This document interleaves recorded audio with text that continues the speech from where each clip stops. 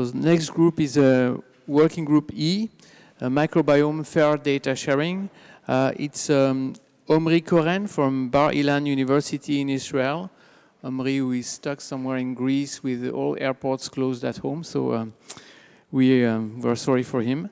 Zhao from Rutgers University, who is currently in Shanghai, but I think he's online with us, so it must be late evening for him. And Stephane Pesant, who is a senior marine biocurator at the European Bioinformatics Institute, EMBL-EBI. Stephane, yes, the floor is yours. Thank you very much. Good afternoon, everyone. It's a pleasure to be here. So today, Leaping Online will start with giving you some basic principles about what we wish to cover with this working group. And then I will go on with some actions that we are planning. So Leaping, if you're ready, you just tell me when to change the slides. Yes, thank you, Stephanie. So I think the question of microbiome data sharing and microbiome data integration has actually surfaced already a few times in previous working group reports. Here, I would like to share with you a conceptual. Sorry, there's a message. Okay, anyway. So I would like to share with you a conceptual framework, how can we meaningfully integrate microbiome data across the studies. So the core message is that unless we address both technical noise and conceptual missteps, integration will continue to be misleading or even impossible. I'll try to outline 5 principles that I believe are essential for moving from fragmented observations to robust generalizable insights. So we know that we are facing a paradox in microbiome research. We have an abundance of data, but limited consensus. Integration across the studies is necessary to discover stable microbiome patterns and train AI models that can predict disease risk or therapy response. But unfortunately, many routine methods fail because we believe they overlook fundamental issues in sample integrity, analysis resolution, and systems structure.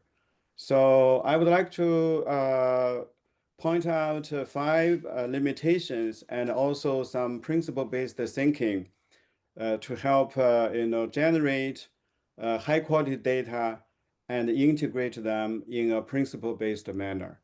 Next slide, please. So this is the so-called principle-based quality control. And so basically, the idea is that we focus on not try to ask everybody following the same technical protocol. We know that there are many efforts for standardization and harmonization among our fields. But the question is, if we encourage people follow a specific set of technical protocols, everybody actually, we still generate silos because different projects for standardization actually generate a set of specific principles, protocols for people to follow. And when we follow different protocols, we continue to generate data silos and cannot integrate. So that's why we think that we needed to do the so-called principle-based quality control. And next slide, please. So the idea is for example, for the sample collection, we need to make sure that the technology can be any kits. You can use any type of kits or protocols, but you need to pay attention that as soon as the sample has been inside your kit, your kit has to stop or any further growth of all the microbes. That means post-sampling growth should not be allowed. But currently, we don't have a very good test to make sure that there's no post-sampling growth. And we only mainly using DNA sequencing-based method to evaluate the quality of sample collection kit. But if you do plate counting of living bacteria after a certain time of storage in the sample kit, you may be surprised that you can still actually recover many live bacteria for many kits. So that means this post-sampling growth or survival continue to bias our microbiome data. And another very important example of principle-based protocol or quality control is actually cell lysing and DNA recovery. And we know that different type of cells, if we use the same lysing protocol, we actually have different recovery rate. And many cells with difficult to lyse cell walls may be underestimated from a single shot, DNA extraction kit. And we actually have data to show that, if you use a standardized kit protocol, a large amount of cells may have not been lysed. And so we try to encourage people to do repeated lysing, and after you recover the lysed DNA, and then work on the pellet, and continue to do repeated lysing with the same kit, and until your data showed that you saturated the lysing. And in this way, we can all reach the same standard of ultimate or maximized DNA recovery. So another two principles for data, that's the two examples of principle-based quality control for data generation, from sample collection to DNA recovery. Another two principles we use as an example for quality control for principle-based quality control is resolution and the database dependence of our microbiome analysis. And we know that mainly the current methods of microbiome data analysis is database dependent. That means our analysis is limited by what is already in the database and biased by that. And we don't report how much data we actually discarded because we cannot give a proper name based on the database, because they are representing novel or understudied microbes. And actually that number is actually substantial. And people would be surprised if you look at how much data you cannot annotate based on current database. So we need to develop database independent, reference-free approach. Otherwise, we would always look at what already know and ignore what's not known out in our data set. Another very important principle for data analysis is the resolution. So if we have a name for different, if we give a name for different sequence and lump all the sequence under the same name, and together generate a new variable, a species or genus to do the analysis, I think we are in big trouble, because we know strains even in the same species actually can have opposite relationship with our health or a particular disease. So we need to go to genome level so that we have high enough resolution and in our analysis. I would say that we should totally abandon the use of any taxa for microbiome analysis. Just assume that if species or genus are functionally homogeneous ecological units. They are not. They cannot be. So that's well, these are just examples, for principle-based thinking. And so I would like to stop here and let Stephanie move forward with the rest of the presentation. Yes, so In case Deeping was not able to join online, I had prepared a few slides with pretty slides, so I'll go through them very fast and then go to the actions. So if we try to define the scope of our working group, we want to go across omics data types, so we want to cover metabolomics, genomics, proteomics, phenomics. I just ran. We also, as Deeping said, we want to be principle-based in our approach.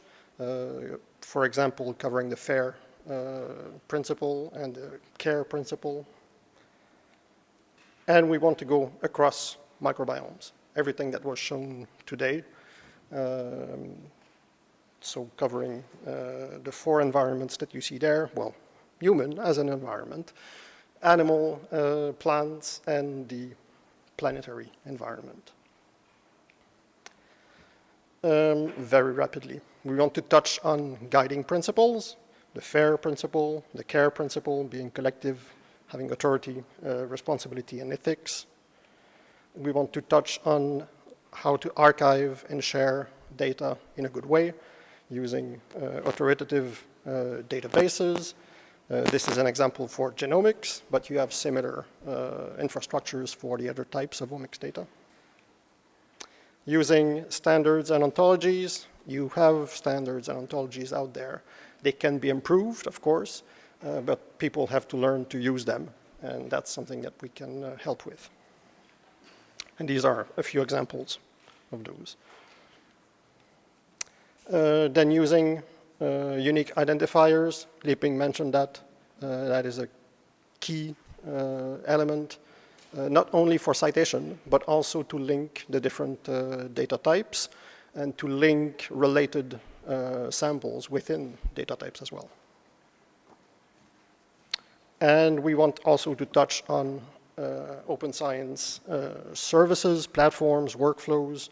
There are platforms being set up in Europe. For example, the European Open Science Cloud is being built up.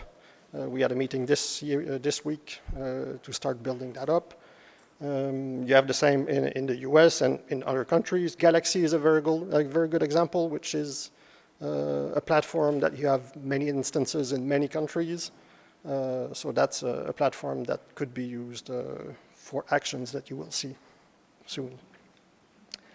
So the actions, we came up with 2 actions. The first one is to enable a rich knowledge graph. The other one is to enable multi-omics data analyses, how to integrate the different pipelines. But of course, these are only 2 actions.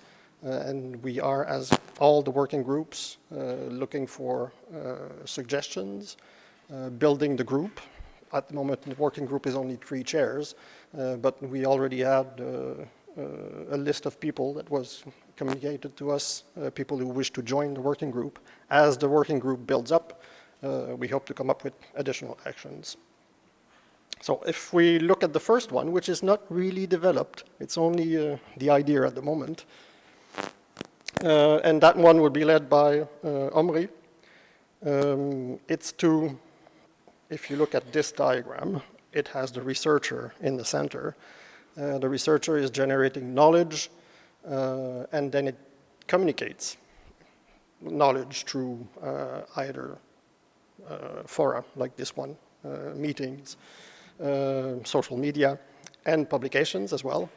But what we communicate is based on entities, chemical entities, biological entities, concepts, experiments. All these can be described with metadata, can be made machine readable, machine actionable to some point. And that's what we mean by enriching the knowledge graph. There are already infrastructures, knowledge graphs being built. The publishers have their own. There are some being built in Europe and America, at least those are the ones that I know, that connect the infrastructures, the publishers, data archives as well, and identifiers, building a graph of all the knowledge that we generate. So it's not only about connecting researchers, but it's also connecting with the existing infrastructures, publishers, and funders. This is really what Omry wishes to develop. And then what do we develop as an action? We try to build, do some co-developing with those stewards, those stakeholders, finding ways to enrich the knowledge graph, to exploit it, and how to enforce it through publishers or funders. So the action is not well defined, but this is the domain that we wish to address. The other action is to enable multi-omics data analyses by looking at trying to make the results interoperable with identifiers, comparable formats units, and then looking at the pipelines, making sure that they are described correctly, including versioning and how the parameters are described, and then looking at workflows that are used to run them, making sure that they are reusable and reproducible with the right workflows or the right platforms. Yes, so just coming back. So what we wish to do in Action 2 is applicable to all types of microbiome domains that we talked about today.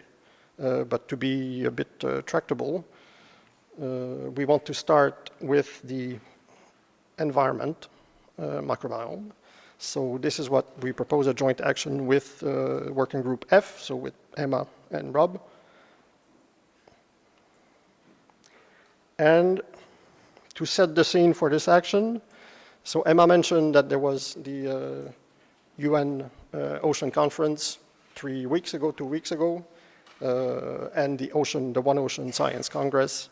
And Koren who was president to the Haut Conseil pour le Climat, gave a keynote presentation about the Earth system models that inform climate assessment. And towards the end, one of her key messages was that the representation of biological processes is very limited in those models. And she said, I challenge you to develop ocean system models that capture the complexity of the ocean microbiome. And that sort of drives our action. If I try to explain what she means, so the World Climate Research Program started 30 years ago, a coupled model intercomparison project. And that's very useful because it provides ensemble climate projections that inform the global carbon budget. It also informs the IPCC, the Intergovernmental Panel on Climate Change. And so it helps us understanding climates from the past, present, and future. And by comparing different models, you can assess which processes are in agreement among the models and which processes are not in agreement, and that help us focus the research. But also it provides some uncertainty on the predictions, and that's extremely useful. So that's the first message. That sort of approach is very useful. The second message is based on Koren's comment. If you look on the diagram, the picture there, these are the 10 models, biological models, included in these climate predictions. And they come from many places in the world, many countries, but they are very, very simplistic. The ocean microbiome is simplified in usually, well, in most cases, one compartment for phytoplankton, the autotrophs, one compartment for the zooplankton, those who graze on phytoplankton. And in some of them, you see that you have 2 compartments or 3 compartments for each. So it's extremely simplistic. And we have a big opportunity to go much deeper by looking at the whole microbiome, having network analyses, coming up with things that emerge from the system. And so we want to do something similar. So we're proposing that the World Microbiome Partnership, I would say it's realistic by next year, not next week, next year, that we come up with a bioinformatics pipeline intercomparison project, which can be applied to other domains, but we want to start with the ocean microbiome. So it would provide ensemble data sets about the ocean microbiome, its functioning, its main functions and composition. And it would inform the ocean system models that Koren was talking about, and by extension, the IPCC. So what we want to do really is to coordinate the exploitation of existing ocean microbiome data. Again, multi-omics, starting with genomics, and then compare the results and provide input. I think that, no, yes, well, I said this is a joint action between two working groups. What we would do, what EMBL would do leading that action is to look at what I mentioned previously, whereas the other working group would do the actual computing and science with it. And I think now, thank you.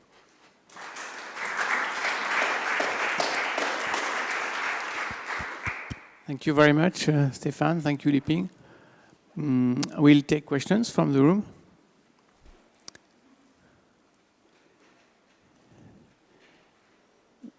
If any, I can start with one.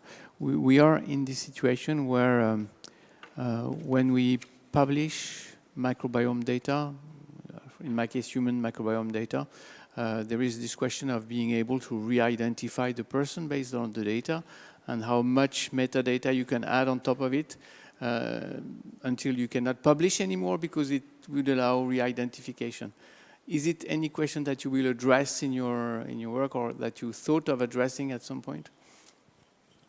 No, that wasn't part of the actions that we had in mind, but definitely, that's a tricky topic. Yeah, it's in connection with the regulators at some point. Totally, but, yeah, yes. With RGPD. And, the same way with, I'm a marine biologist, that's why I'm biased towards that.